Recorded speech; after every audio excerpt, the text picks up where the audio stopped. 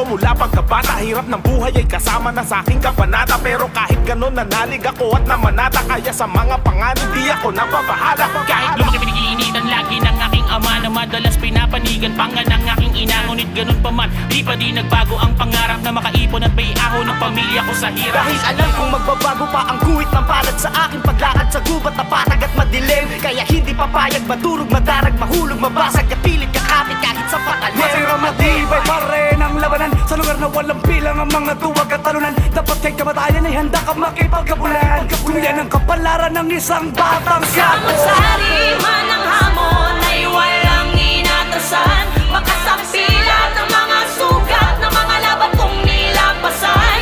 At sa kabila ng mga hirap at masakit ako ay nasanay sa mundong magulot maingay. Matitira lamang ay mga matibay. Mga humarang ay pinakpakan, di lang basta-basta inambahan. Handang amunin anumang hadlang kahit siguro ay kumakalam. Dugo at pawis at nilaan para sa pamilya ay nakipagsapalaran. Sa malmakot at dala ang pinagmulan, kaya naman siya'y binansaga. Uminit man sa paningin ng mga taong nakatyapag, itumigil, ituwid ang mga salot sa kalsada.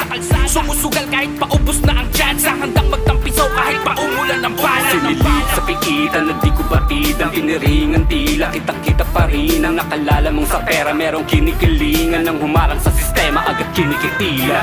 Ngunit subalit na dapat bagamat makasalanan, dinatungkap ang pag-asa na may sa pa at tangganan. At baka ang hinahanap ko na kapayapaan ay nasa loob ng katuparan ng hinahangad kong kalayaan. Pero parang di pa diyang natutuntungan ng mga laban sa aking buhay. Lahat ng may gawan sa play, sabay-sabay lalagay sa hukay. Minsan ay nauumay, sumalakay sa aking back para manatiling buhay. Kinakailangan pumasa. Sari man